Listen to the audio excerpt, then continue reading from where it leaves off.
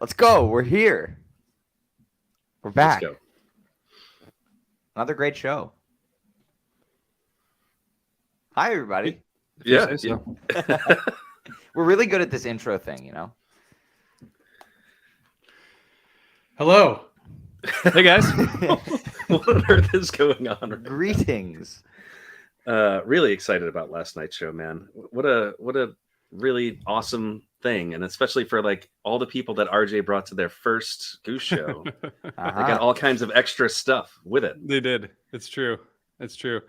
It was wild. It was a wild show. It was interesting. There was like some I don't know. We should talk about it because I want to get you everyone's perspectives who wasn't there, who were like the people who weren't there. But it was a lot of fun. Yeah. Well, talk us through the getting to the show, the venue, the vibe. I mean, this is like now this is my second show on this tour. I guess they're all the same, which is like you kind of like pull into a parking lot and then you walk into the venue. It's like there's like no there's no like waiting in long lines and dealing with like complicated parking situations. You just like drive into a college hockey or basketball arena and then you walk in and you're like there, and it's like simple.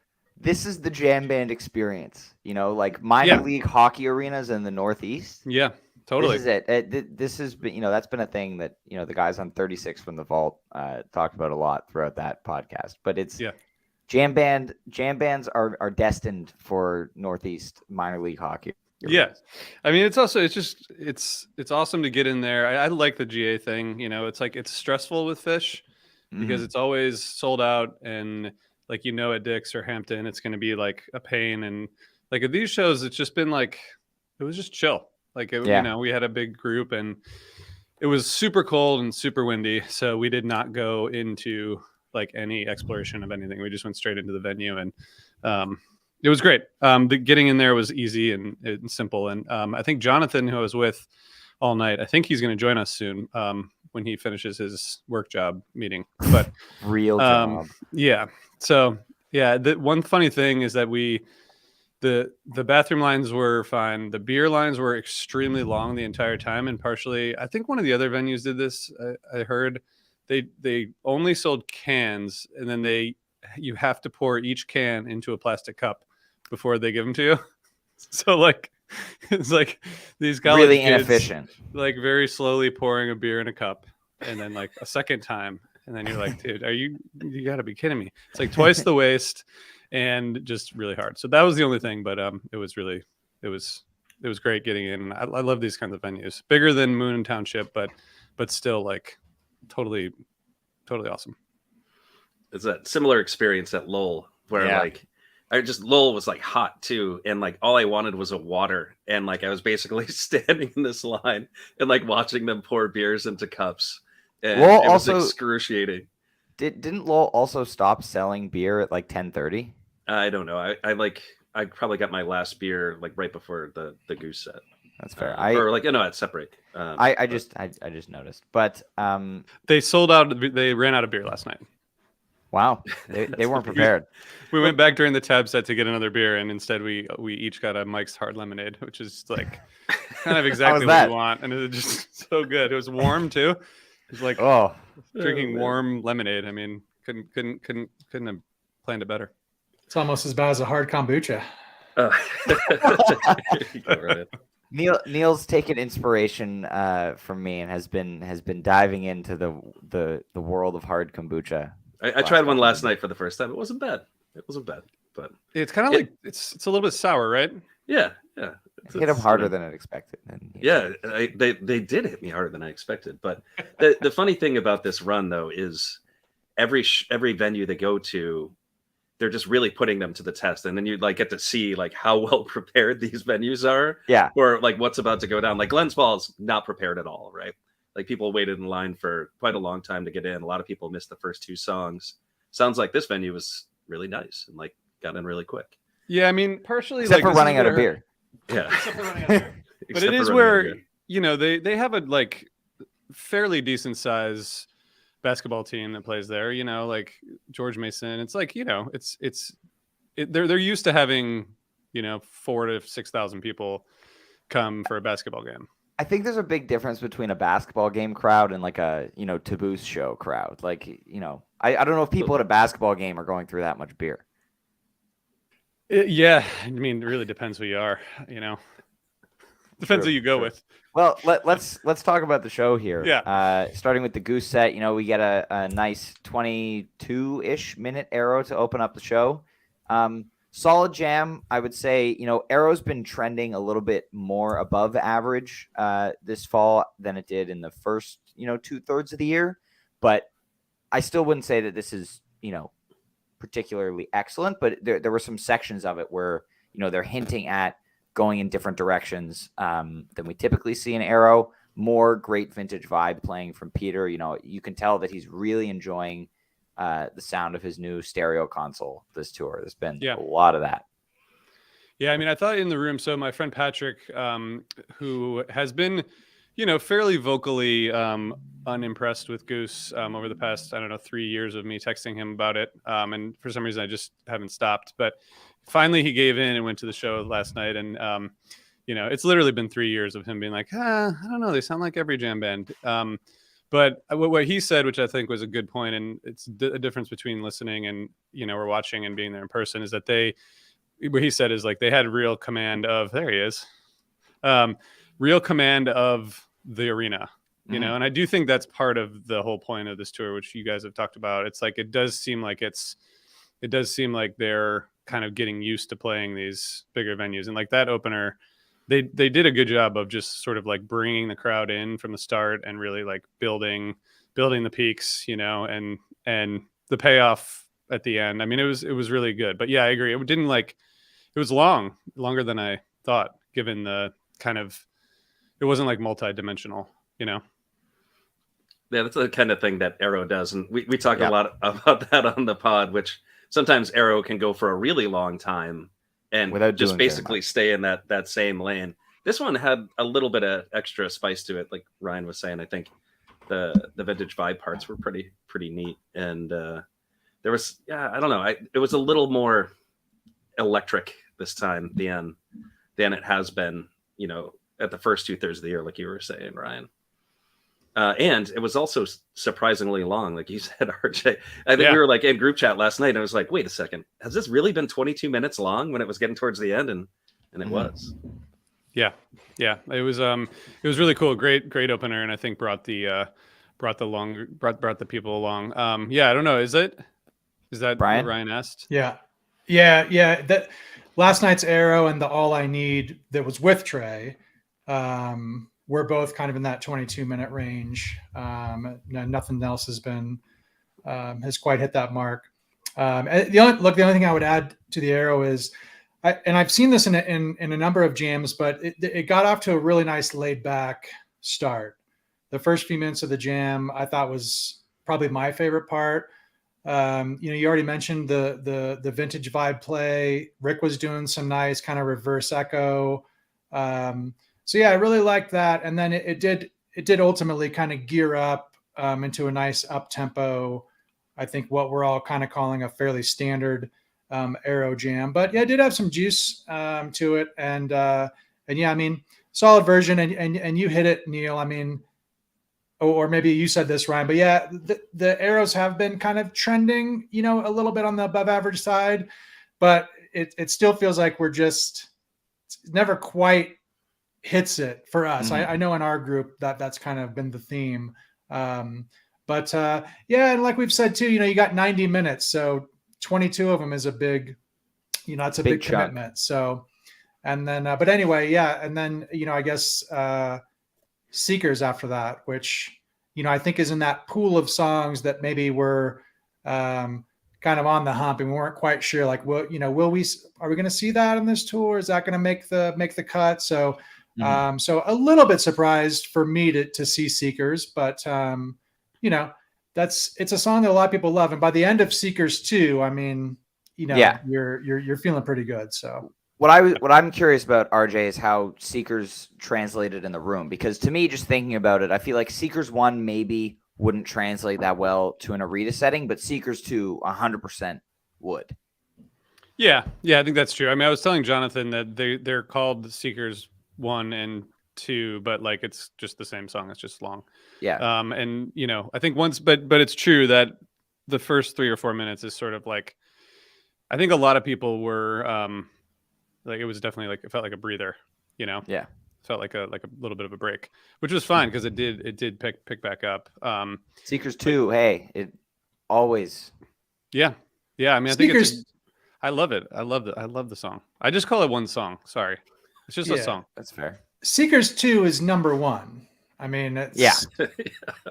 Don't let the numbers fool you. Yeah, it's got that big peak in it. You know, the big dramatic guitar swells that you know, it makes Seekers 1 worth it. So there you go. I told Jonathan it's like Fluffhead and Fluff's Travels.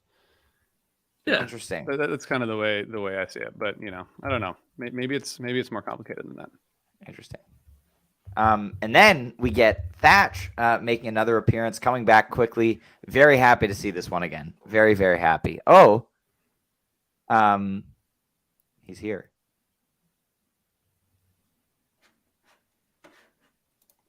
Hello? Hey. Yes, there he is.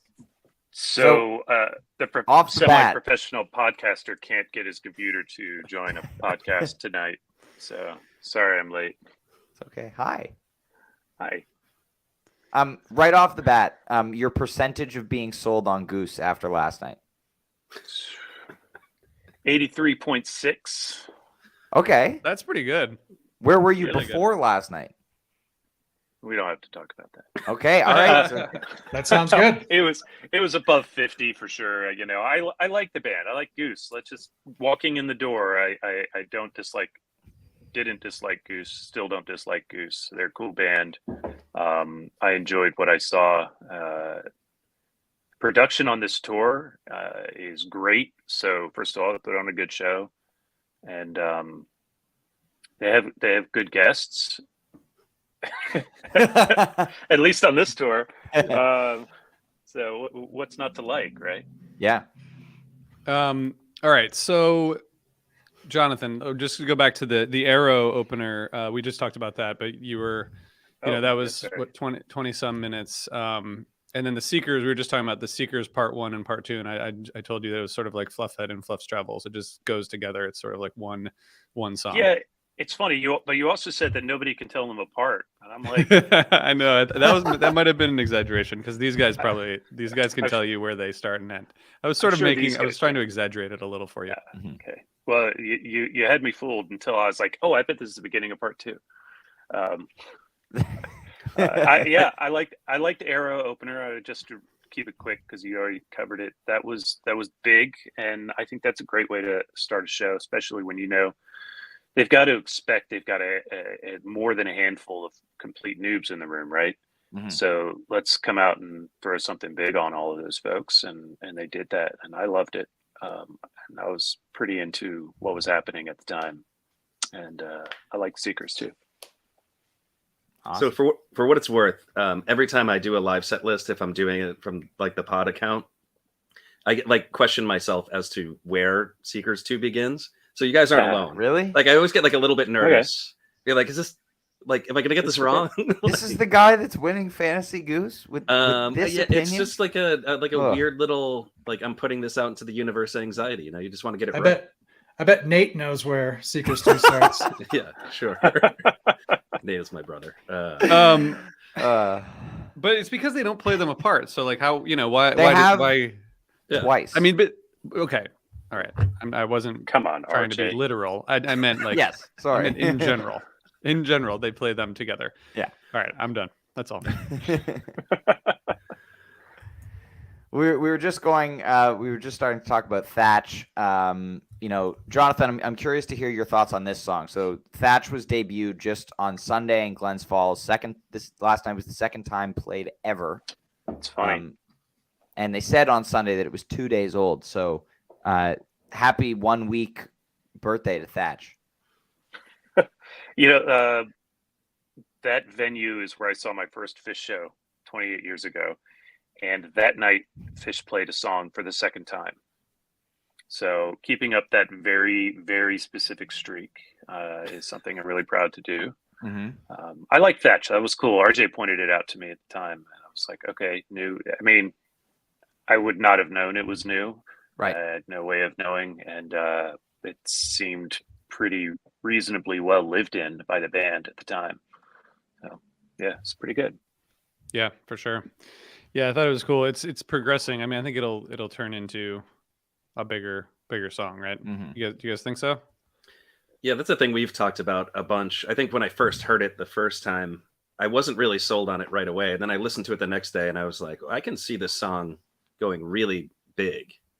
And then the version that they played last night definitely seemed they seemed a little bit more comfortable with it this time, even still. And like, it's like Jonathan said, it feels pretty lived in already. So I see this kind of going somewhere big if it's a week old and they're already so comfortable with the song. So, when they get off this tour, I'm excited to see where they take it and maybe drop a 20-minute version on us. Who knows?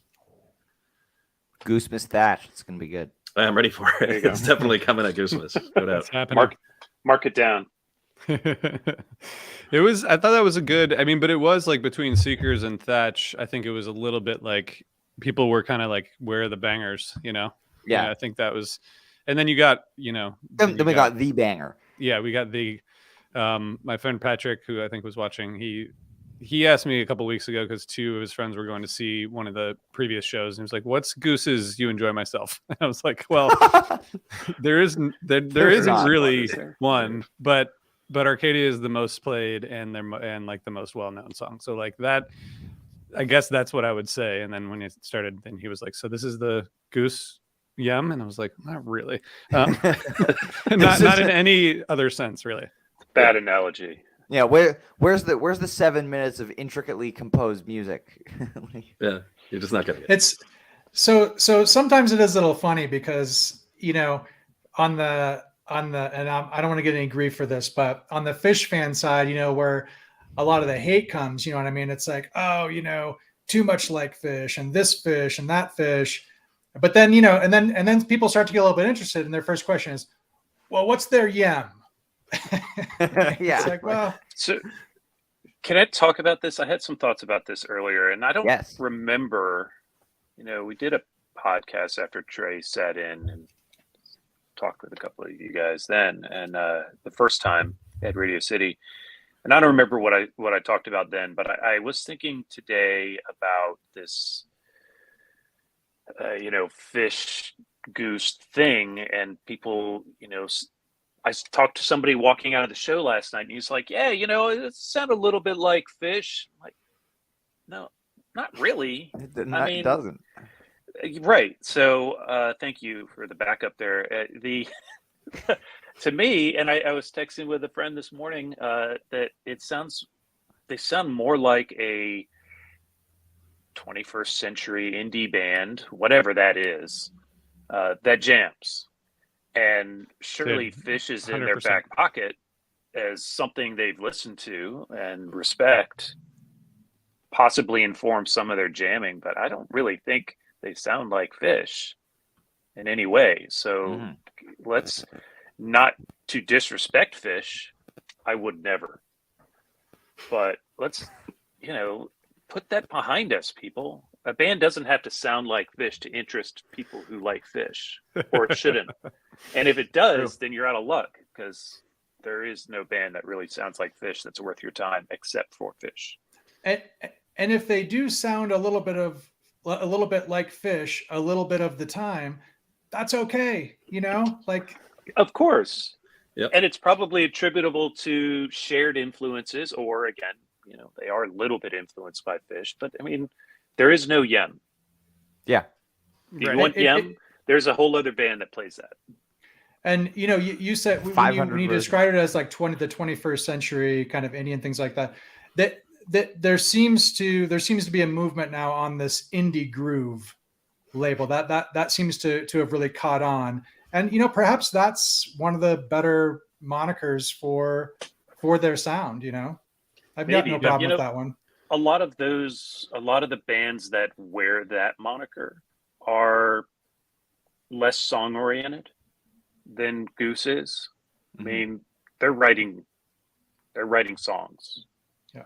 Like good Yeah, songs. I think that was like maybe 6 months ago that I tweeted that Goose sounds way more like Vampire Weekend than Fish, and I got like a lot of. I mean, it was That's it was a conversation starter. partially just to see Yeah. what happened, but got a lot of shit from people. But I think you're right, Jonathan. It's about this. It's about the songs. Like the band is about this. I think they can jam, but I don't think that's what makes them so unique to me.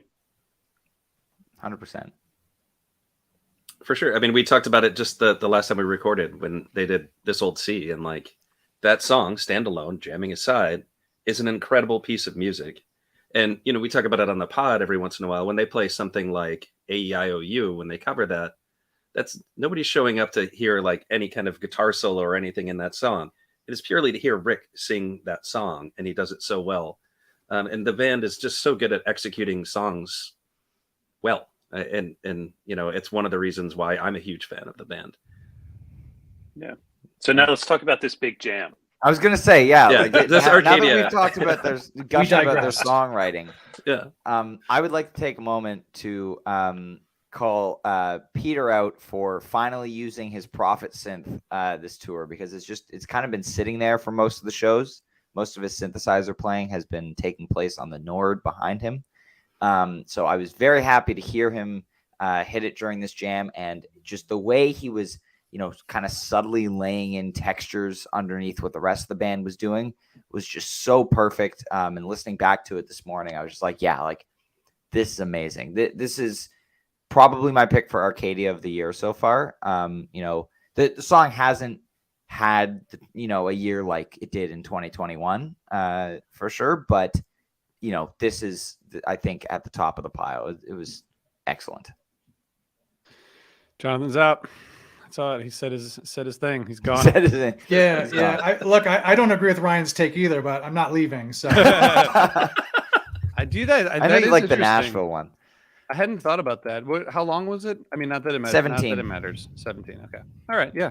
I thought it was really fun. I mean, I felt like a little more self-conscious at the show last night because I was in between Patrick and Jonathan, my two friends who I knew were like seeing Goose for the first time. So sort of like vicariously interpreting the show through them. You know what I mean? So like it's interesting watching a show like that as opposed to Pittsburgh, where I was just sort of like by myself and in my own world. But I thought it's interesting how much of a like if you take yourself out of the having heard this song a lot, it's like such a if you played a jam band like jam for someone, like this would be it. Like the bouncy groove and the like, it's kind of like got that really like stereotypical jam band sound, but the jam was awesome. Oh, yeah. I mean, okay. Sorry, Neil. Yeah. So this was another one for me. It started out with a really nice laid back section. And, really probably about the first half of this jam was really cool and kind of unique in that way. And then, about 12 minutes or so, they fired up all cylinders and it really started to take off. And you're right to call this one out, this song out, because they're not going to miss with it. You know what I mean? So that's why every time they, Peter fires up, that opening kind of background organ, it's coming. This is why the excitement in the room kind of immediately builds, because everybody knows that they're in for a huge treat. There's never any question. And it's one of those songs too, where, it's not like Arrow where it's like, okay, well, let's see where it goes. It may hit, it might not. With Arcadia, it's going to hit, and you don't care if it goes 20 minutes. Doesn't matter. You know what I mean? And so, yeah, this was a really awesome version and was the highlight of the set for me for sure. Mm-hmm. Yeah, this one is really, really good. I think I do agree with Ryan. This might be my favorite Arcadia from this year so far. And it is, pretty great jam. And I think my favorite part is also what Ryan's favorite part was nobody was really ripping it up at any given point when this happened, but Peter was just making excellent music with the synth. It just sounded perfect. And it was just so tasteful what he was doing. Because I feel like things can really go off the rails with synth players, and it can get real annoying real fast. And I've got some records for you. Yeah, no doubt. And so he was just kind of sneaking in there, and it sounded really good. And then also, I mean, we say this a lot, but Trevor, every once in a while can really surprise you. And he kind of laid it on thick in the groove here, but every once in a while he would do something that made you kind of go, ooh, like that was really cool. And that kind of bass playing, I think, is my favorite bass playing.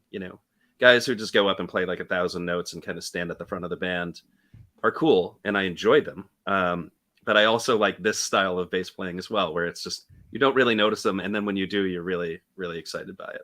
Yeah. And I think there was a lot of that in this particular jam. Yeah.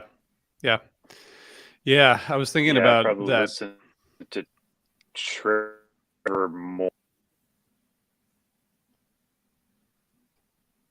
He listened to Trevor Moore, probably. Yeah, that's what I got. He was about to say something. I think really something complimentary of Trevor. Yeah, really genuine and from the heart.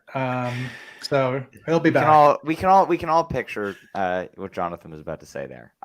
But yeah, and obviously we talked about this a bit in our group chat this morning. But shout out to Spuds, for really kicking it, pedal to the metal, foot to the floor at around that 12-minute mark, like you said, Brian. Just incredible, and the way they kind of crashed into the ending progression at that speed was incredible. And then Spuds perfectly, brought it down into still faster than normal, but it's normal cadence of the ending. But it was very well executed, very well landed, phenomenal.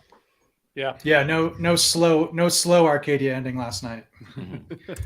Like we've been seeing, which are awesome. But yeah. I like the Ryan. unpredictability. You might get it, you might not. Yeah. And then and then they bring Trey out, and we get Hunger Sight Tumble, which very solid jamming last night. Nothing crazy. Trey, as I tweeted it last night, but I could hear Trey hit the first few notes of that Hunger Sight guitar solo over and over and over again, like forever. I think Rick could too. Yeah. I got in a conversation on one of these newer alternate social media sites today, and somebody said, "Yeah, not sure I've seen Rick so animated during a set." And I was like, I thought he was pretty stoic and probably focused. I mean, I'm no expert on Rick, so we used to cheer when Jerry would kick his legs. So what do I know? But when Trey plays that beginning of that solo, his grin is unmistakable. I think I commented to you, RJ. He was animated. He was really into it, and it does. I can still hear it in my brain right now. It's kind of a great sound. Yeah, you said he was almost smiling. He was like, you could tell there was it was a little crack from his cool focus that I think I saw most of the night. It's getting a little more loose up there, I think. Crazy. That's what it feels like as this goes on. I'm really curious about tonight, just because of with the storm and the weather. I wonder if I don't want to talk about it. It's going to be probably the show of the tour, Ryan. Yeah, I know. Yeah. I was telling Ryan earlier. Because of the snow and me not being able to make it, tonight is the only show that there are no members of people on this podcast that we're doing here. Wow. Attendance. Oh, the streak is broken. Yeah. You're letting us down, Ryan. I know. I should have braved the weather. I told Ryan earlier that we're probably going to get Trey's going to sit in for the entire Goose set, and they're probably going to do Dark Side of the Moon. Yeah. To a half full arena. Dark Side of the Moon and Moby. Yeah. But, I mean, it's probably going to happen. No, it's not going to be Dark Star. God, guys need to aim high. I know. God. That would be something. Jonathan, what else did you notice in the collaborations? Because we've talked a lot, and most of us have seen some of this live. What were your takeaways just doing during that collab? Well, I I watched Trey at the Radio City thing, and I feel like he kind of knew, like he knew Hunger Sight, and he was excited and engaged. But watching him last night, I think he knew the material, he knew the songs, and he was not just playing riffs along with Rick, he was harmonizing them.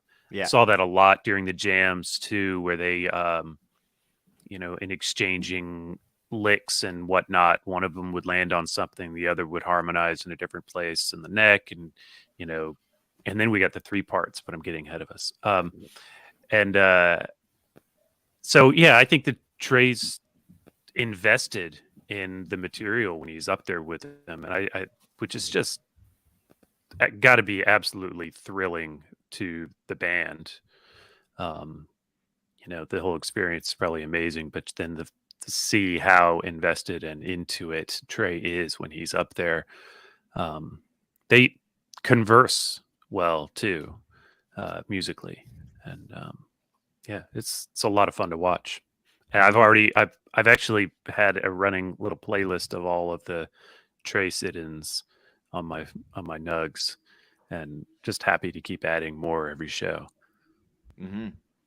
Yeah, I think that's been the theme of this tour from the start, is that Trey has clearly, worked on these songs, and whether he's doing that just for a couple hours that day or what, I mean, I don't know. It could be as simple as that, but yeah, he's clearly coming out. Unlike Radio City, where I think his sit-in was perhaps longer than expected, and so he wasn't maybe prepared for some of those songs, still crushed it. On this tour, he's been prepared for these songs. Now, that all said, the Tumble, I'm not 100% sold that he had that one down all the way. And Tumble, has kind of the composed bits at the beginning, and so it kind of sounded like Trey was latching on every round of notes from Rick, where he could kind of hear where it was going and things like that, but wasn't completely on that. So I thought that was an interesting song for them to bring him out for. And that was something that I was thinking about earlier this week, is, well, what songs might be easier than others, or maybe more complex in the sense that, is he going to have the time to sit down and can pick up every note of this, right? So, but I will go back and say also that the music that they made together during the jam in that Tumble was phenomenal. And yeah, like you said, Jonathan, a lot of harmonizing. We've been seeing that a lot. I mean, we even made a comment, or I made a comment one day, that maybe it was kind of starting to sound a little bit, repetitive by like night 4. I haven't noticed that as much, or that hasn't come to my mind as much. And I felt like that jam in Tumble last night was really hot, and it felt, unique and different. So. Yeah, I thought it was pretty different too, for sure, from what I was expecting. I can't say I had a lot of expectations or knew what I was hearing going into it. I've heard Tumble before, but I couldn't sing it back to you. But I felt like Trey knew it better than I did. He probably has heard it more than you have. Yeah, I mean, we've got to figure that they're doing practice room work most nights, right? Mm-hmm. Not just sound check work. Yeah. It's Ryan and I ran into a member of the crew in Mohegan. I've mentioned it a couple times now, but I keep bringing it up. But she was saying they were practicing together a lot, which is actually counter to what Greg was saying. Greg was saying the other day that they hadn't practiced that much together, but I think now that they're on tour together, I think they're hanging out every day and doing stuff. Yeah.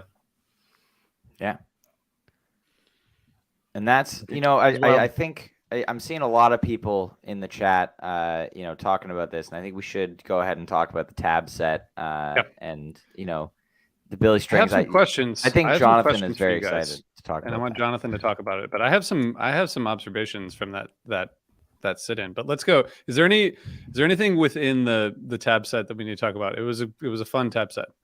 First Tube doesn't usually show up in the opener slot for tab. Fish, does it semi-frequently, but I think it's usually set closer or encore for Tab, so I was excited about that. It's better in the opener. It's too predictable as a closer. Yeah. There, I said it. We are confused. We're confused about what kind of podcast this is, but the people in the chat, which we appreciate you guys commenting, it's not a goose podcast, it's a fish podcast. It's a TABoose podcast. It's a goose podcast. Yeah, it is. What is it? Depends what platform you're watching on. What is it? Good point. Go. Fair enough. Collaboration. I took exactly one video last night, and it was during that About to Run, which was just so. I love that. I love that song. I love that the horns and it's just the four piece going all in on that. That was really fun. Do you remember what I said to you after that song, RJ? I do, so you don't have to. It was. Did you say I'm about to run? No, I said that this, as in what we had just heard, is exactly what I imagined that song should be after the first time I heard it, which was at the anthem during the Ghost of the Forest tour. Yes, you did say that. It is a moody shredder and a perfect example of it right there. But otherwise, I felt like the set was a standard, outstanding Tab set. Tab has been nothing but great in the past, since last year when they were back after COVID. Which, we've been talking about that bit on these recaps, how it's, it's become that standard outstanding Tab set, which, watching this many in a row is a lot. Especially, it's interesting that they're not dipping into, some of the other corners of their catalog, given the fact that it's an 8-night run that's being webcast, which, Tab isn't usually. We haven't seen Quantigy, stuff like Windora Bug, maybe, like, a lot of Tab songs out there that they're not playing. But, I also would love to hear an I Never Left Home pop up in either tonight or tomorrow. That's a really, really great song from Trey's Quarantine album. But yeah, it's interesting to me, the song selection that they're going with. No Plasma yet, right? No Plasma either. No, the That's way I weird. feel.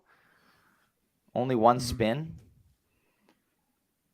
No, Yeah, I bounce. was actually thinking about Plasma last night. I've been thinking about Plasma a lot for some reason. I just feel like it's gotta make an appearance.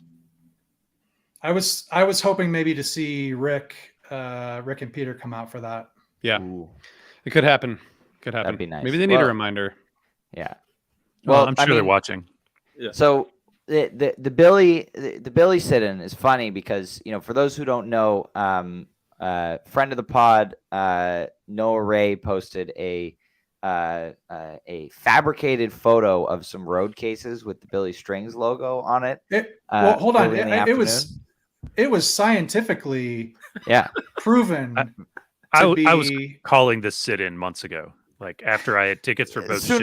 As soon as the tour was announced, everyone was like, "Oh, Billy's day off in Fairfax. He's going to be there." But that was a photoshopped picture, right?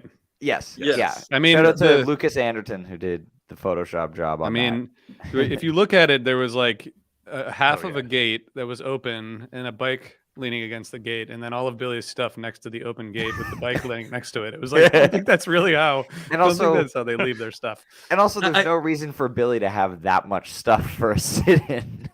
I mean, for what it's worth, when Trey was doing the Radio City sit-in, and I happened upon his stuff being basically in the middle of the street in Manhattan, it Nobody almost believed didn't that one seem either. real. Yeah, Like Yeah. it seemed completely fake to me. I Like think I was people like, definitely thought it was fake, right? I thought it was fake.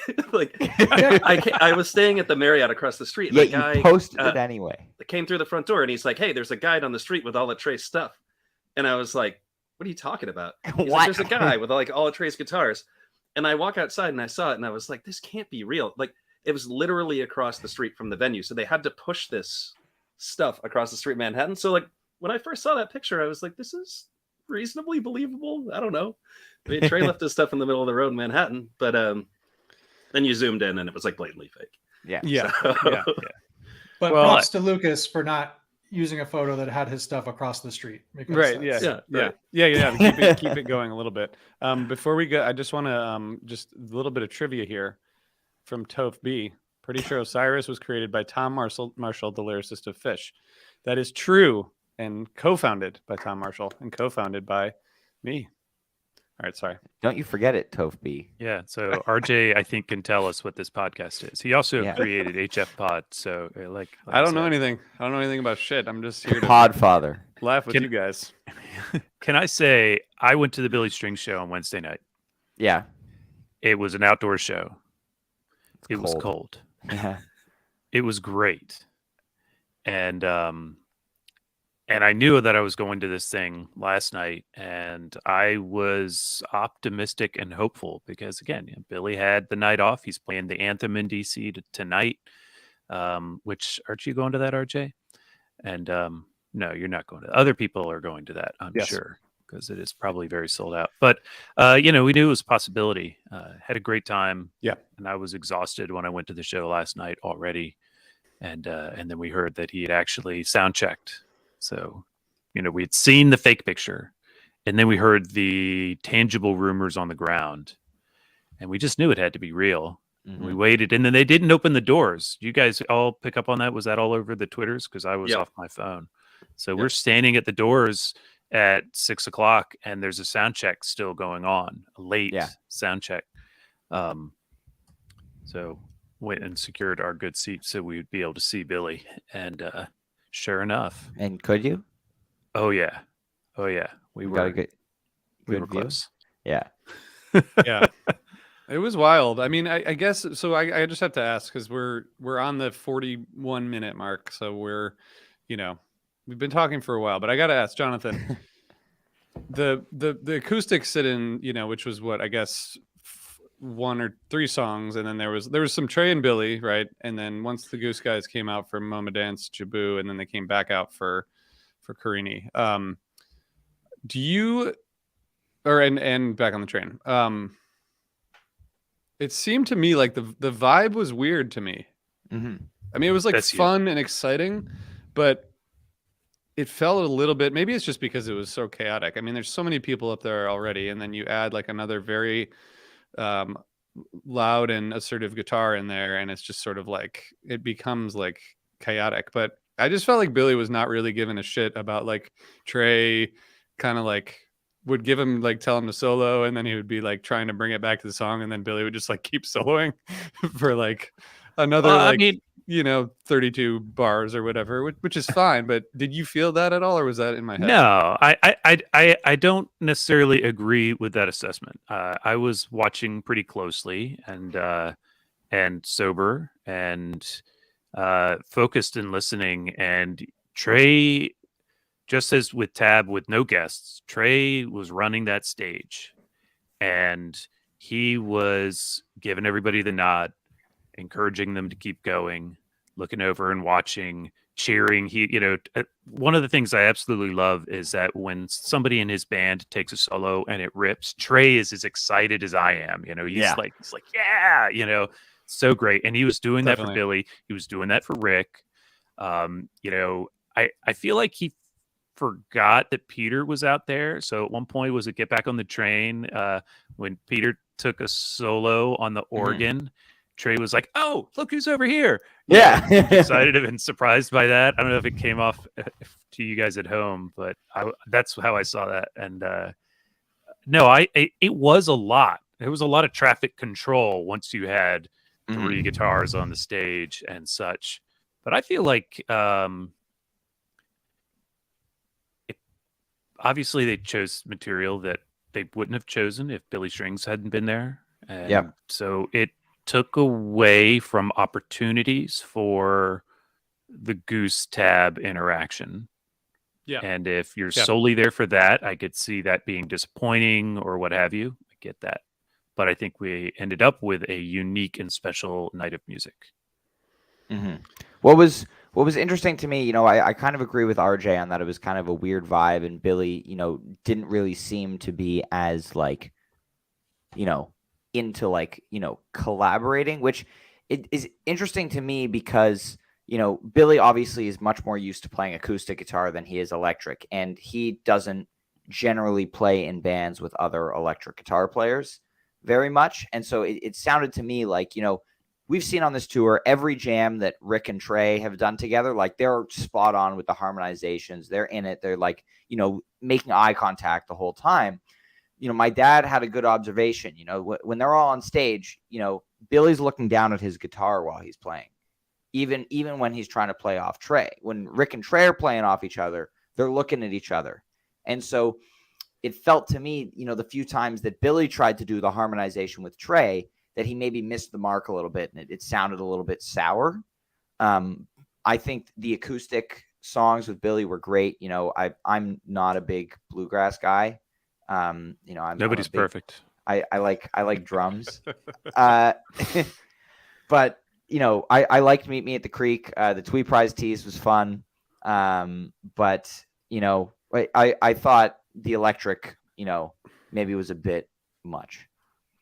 I think what Scotty King said, sorry, just with the comment I had up here, I think that this was, I guess, one of the main things that I saw. It was like Billy and Rick were kind of, because Trey was conducting, right? So it wasn't like they were really engaging each other directly. It was just sort of a little bit, it was interesting. I don't know. I think Rick got, drowned it out a little bit. That's what I felt at the time. I did feel like that was a missed opportunity to get more of those two guys interacting, more of them.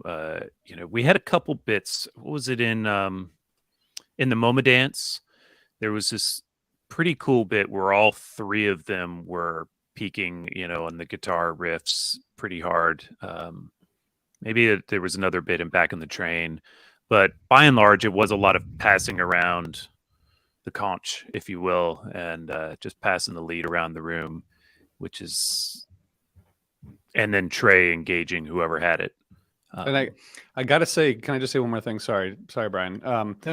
Jonathan and I saw. I think I first saw Billy Strings in 2016 or 2017 at the Festi. Like I've seen him a lot over the years, and he's awesome. But that guy on the electric guitar is fucking outrageous. And it's not just like he was playing some like jazz kind of chords in there in the MoMA dance and the Carini. Like it wasn't just like the acoustic picking translated to electric. Like he was playing some complicated and really beautiful guitar. I mean, it was, he's awesome. I recommend people go and listen to the Billy and the Kids stuff from back New Year's. Oh yeah, that was really good. So like, it's true, he doesn't play electric guitar professionally every night like Rick, but he's got some chops. And I think this could have been better, but I absolutely thought it was terrific, and I want more of it. And I wish the Carini had lasted another 15 to 20 minutes. I think that's fair. I was struck by like just how creative Billy was in some of those. In the MoMA dance, there was a point where they were kind of doing the twin lead thing, and then Billy kind of picked it right up, and then basically just started playing Allman Brothers riffs, which I thought was like hilarious. Like he heard it and he thought the same thing that we all think, which is like, wow, this kind of sounds like the Allman Brothers, and he was just like, fuck it, I'm gonna play some Allman Brothers, and then there it was. So I thought that was pretty cool part of the set. Yeah, Billy's representing that voice. It's just like when Trey had him, trade vocals on Back on the Train, because when Billy took the second verse at Back on the Train, as soon as the first words came out of his mouth, Trey is laughing because he's nailing the way that sounds, I think. Yeah. I just wanted to ask you, Jonathan, RJ, did you notice any? So you talked about the musical kind of interactions or lack thereof, maybe between Rick and Billy. But did you notice, after they were done playing and as they were walking on and off stage, that there's from my vantage point on the couch, there also seemed to be a conspicuous lack of interaction there as well. There were a lot of hugs flying around, between Trey and everyone. But I didn't know. I don't think I ever saw Billy and Rick, fist bump, high five, hug. Did the cameras miss it, or did you guys notice that? I didn't see it, but I wouldn't read too much into it. I know when he was done, Billy was grappling with unplugging and dripping his wires off. Rick, was finishing up and he went off around the keyboards, whereas Billy's exit was around the horn side. And, but they all end up in the same place in the back, and I'm sure it was fine. Yeah, but I did notice that. I mean, I think Billy Strings is he's like a solo rock star. Like, he has a band, obviously, but he's he's playing these sold out shows in huge venues. He's and I think he's got, Jonathan's talked to him and we've interviewed him before. I mean, he's got a vibe. He's got like a thing, he's almost like a larger than life sort of like personality. He's got this charisma and personality thing. And I do wonder if he's just like so big now that he's just like in his own world. You know what I mean? Like, I do wonder about the backstage hangs, and we should try to ask what that's like at some point from people in and around the band. But I definitely felt that, and I'm curious if he's like in his own world now because he's so big. Well, my question about the backstage hangs was Billy going to have to go out to the loading dock to smoke a joint? Because he's gonna. He'll do whatever the rest of Goose has been doing the whole tour. Right. Yeah, Jeb usually has his own room. He does. He does have his own because, room. Trey has his, own sort of isolation protocols, but he's going to hang with Goose. And surely he was hanging. I imagine that the Goose set involved a lot of rehearsal backstage with Trey and Billy. So I don't know. Yeah, Well, and they're we can they've speculate all played day. together before. Exactly. We don't know. They definitely they're the two biggest acts in this broader scene at this point, and they have played at festivals, and I mean, obviously they have a lot of respect for each other, and I'm sure they're friendly. But it is interesting because I think the humility of Trey and of Goose this whole tour has been notable to me. You know what I mean? Like, and that's part of the thing about the playing. Like, Rick and Trey are so deferential to each other when they're playing. It's almost like they're like overly respectful of each other's place. And I think that's the thing. When Billy was just shredding, he was like, I mean, obviously he was listening. It wasn't like he was in his own world playing, but I think there was a little bit more of just like, fuck it, I'm jamming, than when Trey and Rick are like kind of very closely watching each other and reacting to each other, but also throwing a third wheel in there. I was saying earlier to friends, like, it's like when my wife invites two couples over for a dinner party and I'm like, well, why don't we invite like three more couples? It'll be fun. And like, it usually is the fun, dynamic is sometimes it's not different right. And it's chaotic. And then like someone gets super drunk and falls, and it's like you throw a third thing in there, a third almond. Yeah, right. Exactly. This is story Patrick is a good RJ point. needs to Maybe use the handrails. maybe they're only enjoying Sunset Lake CBD backstage. Could be. Highly recommended. use the code HFPod for 20% off your offer. There you go. There you go. And if you're into mushrooms, check out Versio Wellness. Code StormSound15. Well, we got 2 shows left. It's crazy. I'm sad. It's like I was saying this the last time we recorded. I just like the thought of it ending kind of bums me out. But I'm so grateful for all this music. It's wonderful. Yeah. Yeah. It can't last forever. Right. But wow, what a gift. And any predictions for these last 2 nights? Rockdale with Trey, Madhavan with Trey. Yeah. I hope the Rockdale is tomorrow, but it's probably going to be tonight. Bob Don. Oh, wait. Sorry. Wait. Neil hasn't put in his fantasy picks yet, so we need to refrain from Don't give him the answers. Speculation. I've just been consistently winning. Don't worry about me, Ryan. 40 seconds. Oh, man. Jonathan, no jives yet. Yeah. No Rosewood jives. yet. So, Jonathan, what was your overall takeaway from that show? Like, if you had to summarize it in a couple sentences. I would see it again. I think it was really good, and I want to even make a prediction, more of a wish list than a prediction. Is I want them to close tonight with Half Step with Trey. There you go. Yes, please. It's great. Yes. Would be so great. I do wonder about. I think we talked about that, right? Like whether Trey is going to not want to do a Dead song, but I think Yeah, they should, Trey's I think they should game. do it. Will I they? was wondering ask if they him? were going to do a Hornsby song with Trey. I would love the You way know? it is with Trey. That'd be cool. I would have liked to have seen that. Everyone who's commenting, thank you all. I hope we did this show justice. There were 5 of us. We threw in a third heavy hitter here, and it all kind of, the wheels came off once Jonathan joined. Yeah, sorry about Got my rowdy. technology problems and interruptedness. That was awesome. Listen, you know what? You're now most of the way sold. Now we'll get you to your next show and on the road to 100. I gotta say, I'm looking forward to 2 sets of Goose soon. Yes. Us as well. I'm a little bit surprised by, like, you go to these shows and, like, last night, Jonathan, I think when Goose started, it was probably half full, right? And then No, it's more than that. but- 3/4. But then like people are going to see Tab. I mean, not everyone, but like a lot of people are like coming in not half, a third of the way into the Goose set, and then I wouldn't miss don't miss the Goose set. I don't think Well- people are missing the Goose set. I mean, you're discounting a little bit of beer line situation, and but surely it's General lateness. acknowledge that this a full or mid-size arena tour is happening and working because it's both the bands on the bill. So of course, there's, as I mentioned earlier, there's people who aren't hardcore new Goose fans showing up. They're noobs to the first band, and and then you always have your stragglers, people who are incapable of arriving on time for a concert. Yeah, that's fair. Yeah, that's fair. There we go.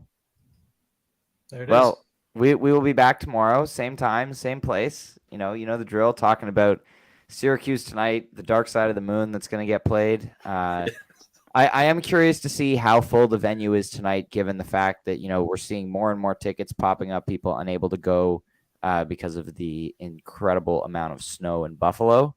Very sad. I won't be there. But drive it'll be safe. fun. Yes, if anybody Yeah, is still everyone be on their safe. way, and hopefully everybody in Buffalo is doing well. Hopefully your power stays on so you can webcast. We'll still be tweeting. Twitter still exists, so For now, we'll be there. I will say, guys, just I wonder about Syracuse and Reading, and I'm going to Reading tomorrow. But I think around in the section where I was last night and in Pittsburgh, I would say that like 75% of the people who I talked to, it was their first Goose show. Oh yeah, Small sample size. I don't know if you guys saw that in the earlier shows, Ryan or Neil, but it definitely, like, I think they're getting a lot of new exposure and probably a lot of new fans out of this, which is awesome. Psyched for it. yeah. All right. We good? I think. yeah. All right.